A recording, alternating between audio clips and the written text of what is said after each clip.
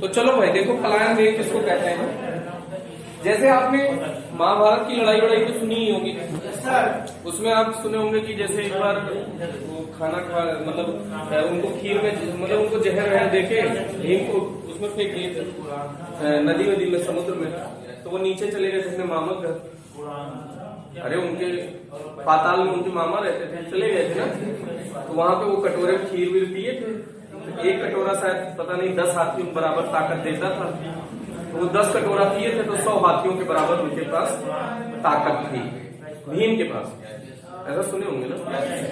तो क्या हुआ कि महाभारत का एक युद्ध चल रहा था, तो उसमें एक हाथी आया कौरवों की तरफ से। वो युद्ध में इस स्थिति में विकराल उसने मचा दिया घमासान कि पूरे कौरव लगभग हारने वाले थे, वो पांडव हारने वाले थे। उस जैसे अभी तुम लड़ते किससे हो, जैसे युद्ध में लड़ोगे किससे, उससे लड़ोगे जिससे ये पता होगा कि जीत भी सकते हैं हार भी सकते हैं। अगर किसी ऐसे आदमी से लड़ने जाओगे क्या हार निश्चित हो, नहीं लड़ोगे। जैसे अगर हम तुमसे लड़ने जा रहे हैं, पता है कि मारोगे तुम ही हमको, तो हम तुमसे बड़े तरीके से बात है भैया ये है कुल वही है ना। और अगर ये पता है कि अगर मारे तो हम भी मार सकते हैं, ये भी मार सकता है, दोनों लोग मार सकते हैं, तो इसका मतलब हम लड़ेंगे फिर। तो जब हाथी तांडव मचा दिया तो इसका मतलब वहां हाथी के सामने कौन रुकेगा। सबको पता है जिसके ऊपर हाथी अटैक करेगा वो मरेगा, तो धड़धड़ मच गई, पूरे पांडवों के सैनिक भागने लगे। अब इस स्थिति को भीम को देख के रहा नहीं गया, भीम तुरंत उतरे अपने उससे रथ से और हाथी की टांग पकड़े, कहने को शायद टांग पकड़े की पूंछ पकड़े होंगे तो उखड़ गई होती, लेकिन कहने को उसमें शायद पूंछ ही लिखा है। तो उसको पकड़े और नचा के शुरू के फेंक दिए हाथी को, और आज तक वो वापस नहीं आया। तो सब लोग कहते हैं कभी ना कभी वापस आ जाएगा, तो वापस नहीं आ सकता है। उसका रीजन है, अब फिजिक्स उसको एक्सप्लेन करता है कि कैसे वापस नहीं आएगा, कि उन्होंने उसको फेंका था पलायन वेग से, एस्केप वेलोसिटी से फेंक दिया था। तो एस्केप वेलोसिटी वह न्यूनतम वेग होता है जिससे किसी भी पिंड को फेंक दिया जाए और वो पृथ्वी की कक्षा, पृथ्वी का एक खींचने की ताकत है ना। जैसे मान लो कि अभी ये वस्तु है हमारे पास है, हम खींच लेंगे, तुमसे दूर है तुम नहीं खींच पाओगे।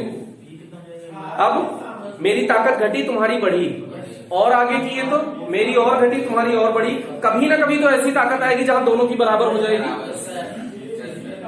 तो उस स्थिति को कहते हैं अंतरिक्ष, स्पेस।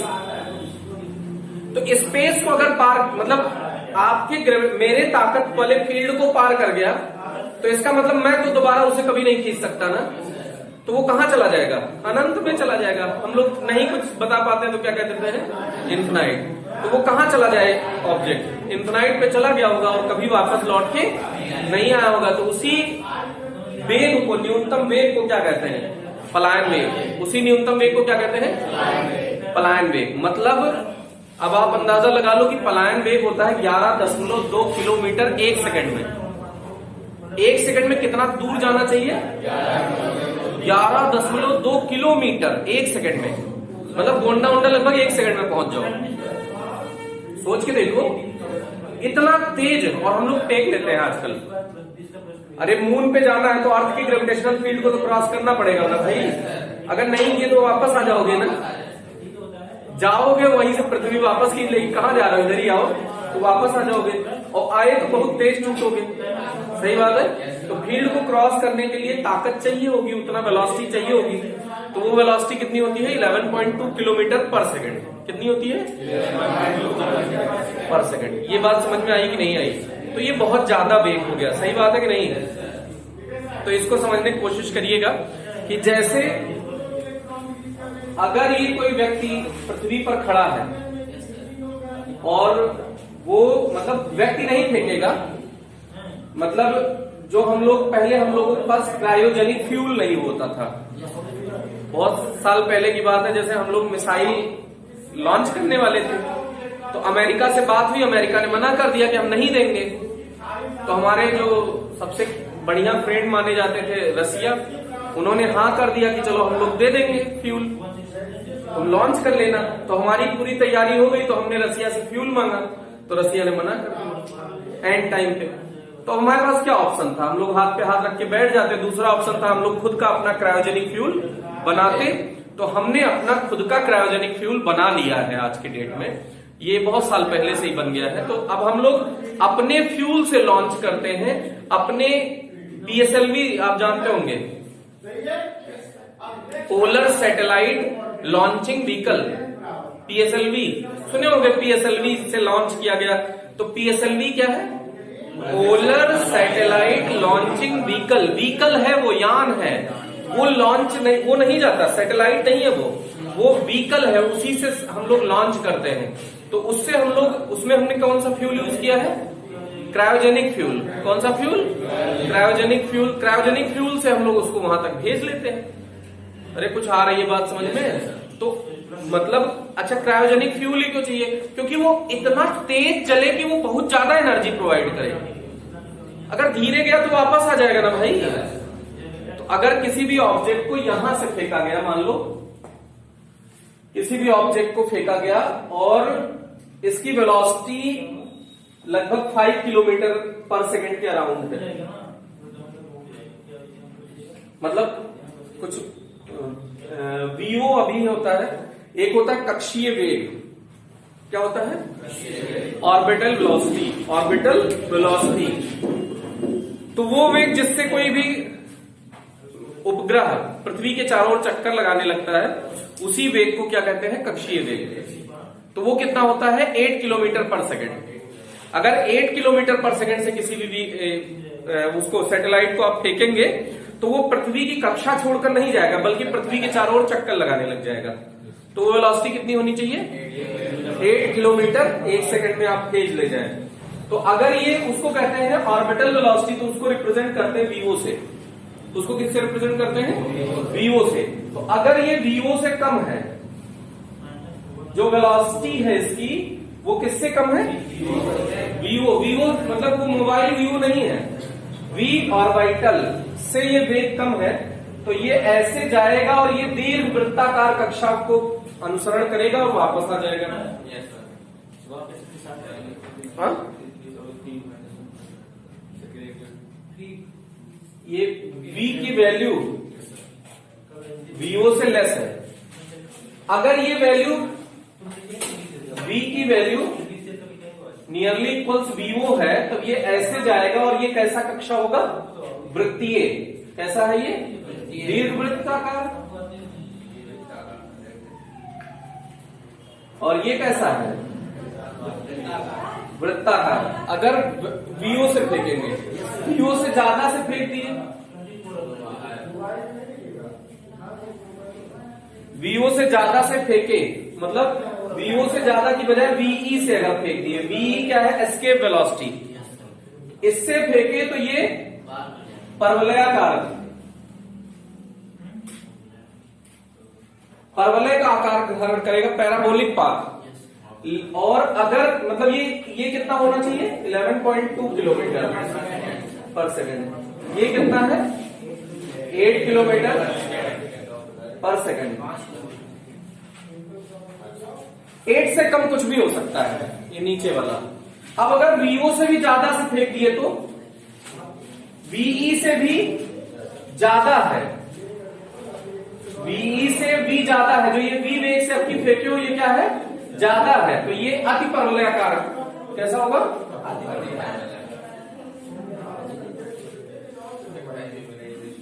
अति परवलयाकार मतलब हाइपरबोलिक पाथ। तो इसको कहीं ड्रॉ कर लीजिएगा कि किस किस पाथ का फॉलो करेगा, उसके बाद हम लोग लॉन्च करते हैं। जल्दी से इसको नोट कर लीजिएगा। तो पलायन वेग क्या है? किसी भी उपग्रह को दिया गया वह न्यूनतम वेग जिससे वो पृथ्वी की कक्षा को छोड़कर चला जाए और वापस न आए।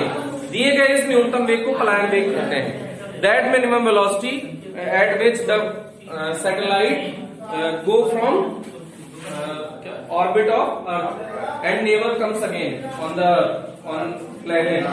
This minimum velocity is known as escape velocity. This minimum velocity is known as escape velocity. तो किसी भी उपग्रह को दिया गया वह न्यूनतम वेग जिससे वो पृथ्वी की कक्षा को छोड़कर चला जाए और पुनः वापस न आए, दिए गए इस न्यूनतम वेग को क्या कहते हैं? पलायन वेग कहते हैं। तो परिभाषा तो याद हो गई होगी शायद, नहीं याद हुई? किसी भी, देखो फेंकना है, लेकिन वो कम से कम वेग दो कि जिससे वो पृथ्वी की कक्षा को छोड़कर चला जाए और वापस ना आए। फिर से किसी भी उपग्रह को, अभी हम लोग भेजते किसको है, उपग्रह ही भेजते हैं, या किसी भी पिंड को कह दो उपग्रह को बाहर थोड़ी भेजना होता है। तो किसी भी पिंड को दिया गया वह न्यूनतम वेग जिससे वो पृथ्वी की कक्षा को छोड़कर चला जाए। बोलिए, किसी भी पिंड को दिया गया वह न्यूनतम वेग जिससे वो पृथ्वी की कक्षा को छोड़कर चला जाए और वापस पुनः दिए गए इस न्यूनतम वेग को क्या कहते हैं, पलायन वेग। दिए गए इस न्यूनतम वेग को पलायन वेग कहते हैं। चल जाएगा। पलायन वेग में जब पिंड कहाँ चला जाना चाहिए, अनंत पे। तो उसका कैलकुलेशन कर लेते हैं जो हमने कहा है। जैसे इसको ऑब्जेक्ट को फेंके हैं, किससे, वीई से। कैसे फेंके हैं, तो ये यहां से जाए और कहां चला जाए, इन्फिनाइट पे चला जाए।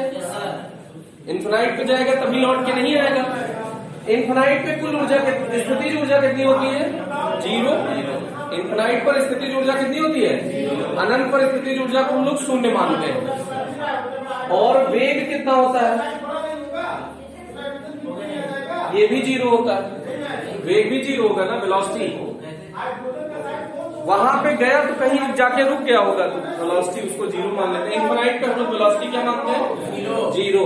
और पोटेंशियल एनर्जी 0। इतना समझ में आया। तो ऊर्जा संरक्षण का नियम आप जानते ही हैं। अरे ऊर्जा संरक्षण का नियम जानते हैं ना, एनर्जी कंजर्वेशन लॉ, ऊर्जा संरक्षण के नियम से। ऊर्जा संरक्षण का नियम क्या है, पृथ्वी के समीप कुल ऊर्जा बराबर अनंत पर कुल ऊर्जा। पृथ्वी पर कुल ऊर्जा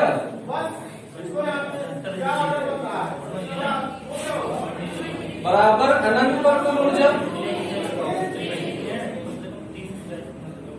इसका मास कैपिटल एम है, इसका स्मॉल एम है। ये कुल ऊर्जा क्या होती है, गतिज ऊर्जा और स्थितिज ऊर्जा। गतिज ऊर्जा कहां पे, अर्थ पे।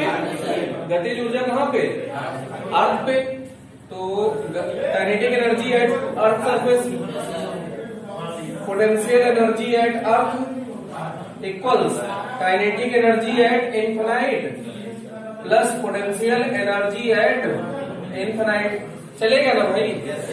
काइनेटिक एनर्जी अर्थ पर कितनी होगी, half M V E square. V E क्यों लिखे, एस्केप वेलोसिटी। वी मतलब एस्केप वेलोसिटी, बोलो भाई। प्लस पोटेंशियल एनर्जी का फॉर्मूला क्या होता है, नहीं बेटा, दो पिंड है, कैपिटल एम द्रव्यमान के, स्मॉल एम द्रव्यमान के, तो उनके लिए स्थितिज ऊर्जा का सूत्र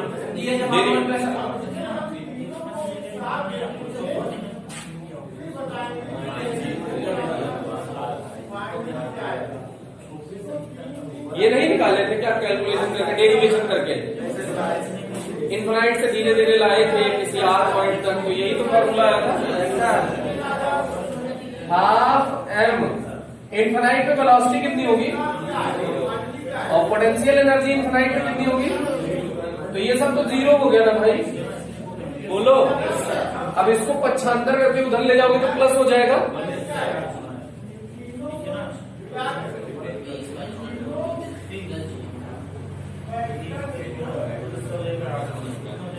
समझ में आ रहा है कि नहीं आ रहा? Ve इक्वल्स क्या हो जाएगा, √2gm अपॉन r हो जाएगा ना। हम जानते हैं, बोर्ड पे देखो तुम लिख रहे हो भैया, हम जानते हैं स्मॉल g तथा कैपिटल G में संबंध क्या होता है। स्मॉल g तथा कैपिटल G में संबंध small g equal gm upon r square होता है ना। तो गुड मॉर्निंग इक्वल्स क्या आता है, गुड रात्रि स्क्वायर, यही तो आता है। तो गुड मॉर्निंग की जगह गुड रात्रि स्क्वायर लिख सकते हैं। तो Ve की वैल्यू क्या हो जाएगी, √2 तो रहेगा ही, gm की जगह gr स्क्वायर अपॉन r, एक r से एक r कैंसिल आउट हो गया, फिर क्या बचा, V इक्वल्स GR, यही तो बचा। अर्थ पर इसकी गणना कर दीजिए। पृथ्वी के लिए पलायन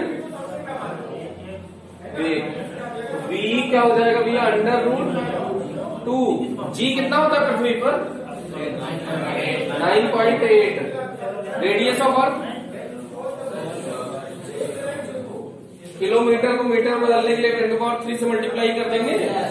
अब इनको बाहर निकालिए तो ये लगभग हो जाएगा 11.2 इंटू 10³ मीटर पर सेकेंड।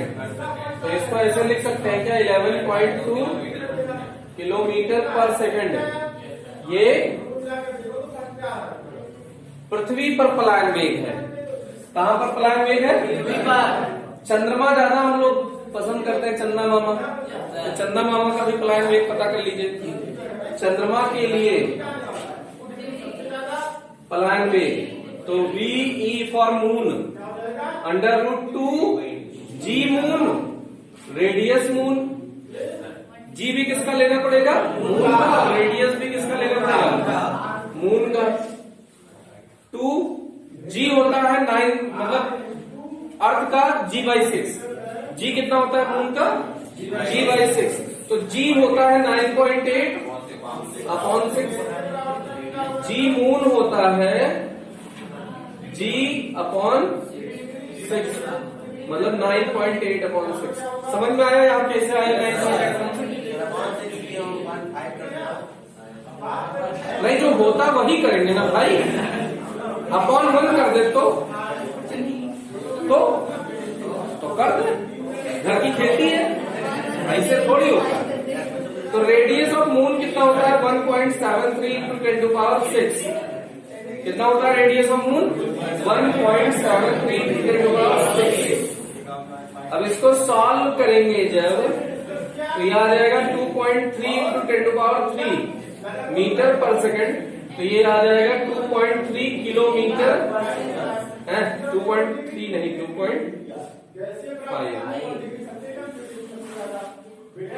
2.5 किलोमीटर पर सेकेंड। कितना आ जाएगा, 2.5 किलोमीटर पर सेकेंड। तो अब ये क्वेश्चन पूछा जाता है कि क्या कारण है चंद्रमा पर वायुमंडल उपस्थित नहीं है, एटमॉस्फेयर एब्सेंस है मून पर, क्यों? तो जो मून पर जैसे यहाँ पे गैस है ना, तो ये चल रही है कि सब रुकी हुई है, चल रही है। तो इनकी कुछ ना कुछ वेलोसिटी है ना,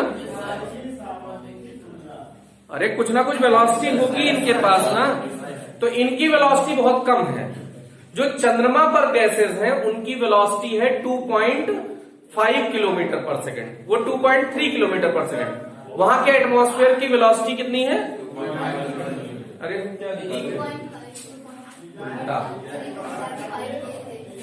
2.3। सुनिए उनकी वेलोसिटी कितनी है, 2.5 किलोमीटर पर सेकेंड। जो मून पर एटमॉस्फेयर है उसकी वेलोसिटी कितनी है, 2.5 किलोमीटर पर सेकेंड। और पृथ्वी उसको मून के सरफेस को छोड़ के जाने के लिए चाहिए कितना, 2.3 किलोमीटर पर सेकेंड। उनके पास है कितना, 2.5 किलोमीटर। मतलब ज्यादा है कि कम है, ज्यादा है। तो जितना चाहिए उससे ज्यादा है, तो निकल जाओगे कि रुकोगे, निकल जाएंगे। तो जो मून पर गैसेस हैं उनका पलायन वेग 2.5 किलोमीटर पर सेकेंड होता है, जबकि मून चंद्रमा पर आवश्यक पलायन वेग कितना है, 2.3 किलोमीटर पर सेकेंड। अतः गैसों के पलायन वेग का मान ज्यादा है, जिससे वो चंद्रमा की सतह से पलायन कर जाती है। इस कारण चंद्रमा पर वायुमंडल उपस्थित नहीं है। पहले ये समझ में आया, तो इसको अपने मन से एक बार डिराइव करिए, फिर अगला हम बताते हैं ऑर्बिटल वेलोसिटी। देखो भैया कक्षीय वेग क्या है, समझने की कोशिश करिएगा। किसी भी उपग्रह को पृथ्वी की वृत्ताकार कक्षा, जैसे ये पृथ्वी है, पृथ्वी की वृत्ताकार कक्षा में स्थापित करने के लिए दिए गए न्यूनतम वेग को कक्षीय वेग कहते हैं। किसी भी उपग्रह को पृथ्वी की वृत्ताकार कक्षा में स्थापित करने के लिए, किसमें स्थापित करने के लिए, वृत्ताकार कक्षा में स्थापित करने के लिए दिए गए न्यूनतम वेग को कक्षीय वेग कहते हैं। फिर से, किसी भी उपग्रह को पृथ्वी की वृत्ताकार कक्षा में स्थापित करने के लिए दिए गए न्यूनतम वेग को कक्षीय वेग कहते हैं।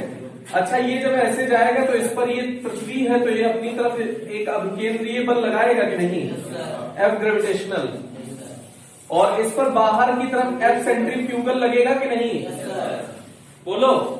संतुलन की अवस्था में ये दोनों बराबर होंगे,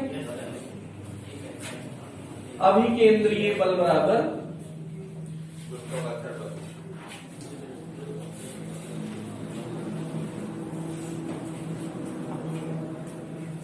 ये कब होगा भाई, संतुलन की स्थिति में। परिभाषा याद हो गई कि नहीं, किसी भी उपग्रह को दिया गया वह पृथ्वी की, किसी भी उपग्रह को पृथ्वी की वृत्ताकार कक्षा में स्थापित करने के लिए, बोलो, किसी भी उपग्रह को पृथ्वी की वृत्ताकार कक्षा में स्थापित करने के लिए दिए गए न्यूनतम वेग को कक्षीय वेग कहते हैं। फिर से, किसी भी उपग्रह को पृथ्वी की वृत्ताकार कक्षा में स्थापित करने के लिए दिए गए न्यूनतम वेग को कक्षीय वेग कहते हैं। तो संतुलन की स्थिति में अभिकेंद्रीय बल ये घूम सके, इसके लिए दोनों बराबर होना चाहिए। तो अभिकेंद्र बल क्या होता है, हाफ एम वीओ स्क्वायर, बोलो भाई, अरे बोलो, बिल्कुल नहीं होता ऐसा। अपकेंद्रीय वो मतलब सेंट्रीफ्यूगल फोर्स यही होता है कि एमवी स्क्वायर बाई आर होता है। भूल गए, एमवी स्क्वायर बाई आर नहीं होता है, कोई भी वृत्ताकार कक्षा में चक्कर लगाता है तो हाफ एमवी स्क्वायर लिख पा रहे, देख लो, एमवी स्क्वायर अपॉन आर। लेकिन ये कौन सा वेलोसिटी है, ऑर्बिटल वेलोसिटी। कौन सी वेलोसिटी है, ऑर्बिटल वेलोसिटी। इसके सेंटर से इसकी ये डिस्टेंस है स्मॉल आर, और ये अगर कैपिटल आर है, ये वाला डिस्टेंस कैपिटल आर है, और ये हाइट एच है, जगह की कमी है, ये हाइट अगर एच है तो small R equals R plus H है। सही बात है कि नहीं, बोलो भाई। तो एमवी स्क्वायर बाई आर बराबर G capital M small M upon R, R cut गया। सही बात है कि नहीं, बोलो भाई, बोल ही नहीं रहे। आर स्क्वायर होगा, बहुत बढ़िया बेटा, जाग गए कुछ लोग। आर स्क्वायर तो ये कैंसिल आउट हो गया, ठीक, एम से एम कैंसिल आउट हो गया, तो वीओ स्क्वायर इक्वल्स क्या होगा, जीएम अपॉन आर। पृथ्वी के निकट के लिए पहले वीओ इक्वल्स अंडर रूट लिख दिया जाए, जीएम अपॉन आर। पृथ्वी के निकट के लिए एच इज नियरली इक्वल 0 होगा ना, तो स्मॉल आर कैपिटल आर के बराबर हो जाएगा। अगर ये 0 रख दो तो ये आर और कैपिटल आर बराबर हो जाएगा कि नहीं, तो स्मॉल आर बराबर कैपिटल आर हो जाएगा, तो वीओ बराबर under root GM upon capital R हो जाएगा क्या, बोलो भाई। अब जीएम, स्मॉल जी और कैपिटल जी में क्या रिलेशन होता है, बोलो भाई। G equal GM upon R square, तो गुड मॉर्निंग इक्वल्स गुड रात्रि स्क्वायर। तो गुड मॉर्निंग की जगह क्या लिख दोगे, G R square upon R से R cancel, root G R हो जाए, बोलो। अरे सही बात है ना। अब इसकी गणना कर लो, पृथ्वी पर कक्षीय वेग का मान दिखाते हैं। बहुत कुत्ताई कर रहे हो बेटा ना, तुम इस कह रहे हैं अक्षय, हाँ, बगल में क्या देख रहे हो, चलो कोई नहीं, स्टाइल न मारो। जी की वैल्यू होती है 9.8, आर की वैल्यू होती है 6400 किलोमीटर को मीटर में कन्वर्ट करने के लिए 10³ से मल्टीप्लाई कर दिया। जब इसको आप सॉल्व करेंगे तो ये आ जाएगा कितना, 7.9 इंटू 10³ मीटर पर सेकंड, तो ये हो जाएगा, ये लगभग हो जाएगा 8 किलोमीटर। पहले 7.9 ही लिखते हैं, 7.9 किलोमीटर पर सेकंड। तो इसको जनरली हम लोग ऐसे याद कर लेते हैं 8 किलोमीटर पर सेकंड। तो लगभग 8 किलोमीटर पर सेकंड से अगर आप प्रोजेक्ट करेंगे तो ये अर्थ के बाहर घूमने लग जाएगा कोई भी सैटेलाइट। तो इसका मतलब सैटेलाइट को लॉन्च करने के लिए कितनी वेलोसिटी चाहिए? 8 किलोमीटर पर सेकंड। कितनी चाहिए? 8 किलोमीटर पर सेकंड। तो जल्दी से इसको आप तो देखो भाई, ये तो था क्या? कक्षीय वेग। अब हम लोग पढ़ने जा रहे हैं सैटेलाइट, उपग्रह। तो वे आकाशीय पिंड जो किसी भी ग्रह के चारों ओर चक्कर लगाते हैं वो ग्रह कहलाते हैं। क्या? वे आकाशीय पिंड जो किसी ग्रह के चारों ओर चक्कर लगाते हैं वो ग्रह कहलाते हैं। उपग्रह किसको कहते हैं? जो ग्रह के चारों ओर चक्कर लगाते हैं। ग्रह किसको कहते हैं? जो सूर्य के चारों ओर चक्कर लगाते हैं। और सूर्य किसके चारों ओर चक्कर लगाता है? उल्का, मतलब आकाशीय उल्का, मतलब पूरे गैलेक्सी का चक्कर लगाता है। किसका चक्कर लगाता है? गैलेक्सी का। क्या सूर्य रुका हुआ है कि चल रहा है? चल रहा है सूर्य। कोई भी चीज ऐसे हवा में रुक सकती है क्या? नहीं रुकेगी जब तक वो चलेगी नहीं। तो हमको लगता है कि सूर्य स्थिर है, लेकिन सूर्य स्थिर नहीं है। सूर्य भी चल रहा है, लेकिन उसके पीछे पीछे पृथ्वी चल रही है। जैसे मान लो ये सूर्य है, ये ऐसे जा रहा है तो पृथ्वी ऐसे ऐसे जा रही है, ऐसे। वो पूरे गैलेक्सी का चक्कर लगाएगा। हाँ, तो इसके बाद देखिएगा, तो सुनो हमने क्या बता दिया। हाँ, तो उपग्रह कितने प्रकार के होते हैं? 2 प्रकार के होते हैं, प्राकृतिक उपग्रह है, कृत्रिम उपग्रह। कितने प्रकार के होते हैं? प्राकृतिक उपग्रह और कृत्रिम उपग्रह। प्राकृतिक उपग्रह का मतलब जो मानव निर्मित होते हैं वे उपग्रह जिन्हें, बिल्कुल, जो मानव निर्मित नहीं होते हैं, जो आकाशीय घटनाओं द्वारा उत्पन्न हुए हैं, प्राकृतिक घटनाओं द्वारा उत्पन्न हुए हैं, उन्हें क्या कहते हैं? प्राकृतिक उपग्रह। और कृत्रिम उपग्रह वे उपग्रह जो मानव निर्मित होते हैं, इंग्लिश में कहते हैं आर्टिफिशियल सैटेलाइट। तो वे उपग्रह जो मानव निर्मित होते हैं उन्हें क्या कहते हैं? कृत्रिम उपग्रह। ठीक? अरे सही है ना? अब उपग्रह की ऊर्जा, तो उपग्रह के पास कुल ऊर्जा वही 3 प्रकार की ऊर्जा होती है, स्थितिज ऊर्जा, गतिज ऊर्जा और कुल ऊर्जा। तो पहले गतिज ऊर्जा निकालते हैं। क्या निकालते हैं? गतिज ऊर्जा। तो गतिज ऊर्जा का फॉर्मूला क्या होता है? 12mv²। लेकिन v किसका लेंगे? ऑर्बिटल वेलोसिटी लेंगे ना। उपग्रह का कक्षीय वेग क्या होता है? vo ही तो होता है। और vo की वैल्यू क्या होती है? 8 किलोमीटर पर सेकंड। √gm/r। आराम से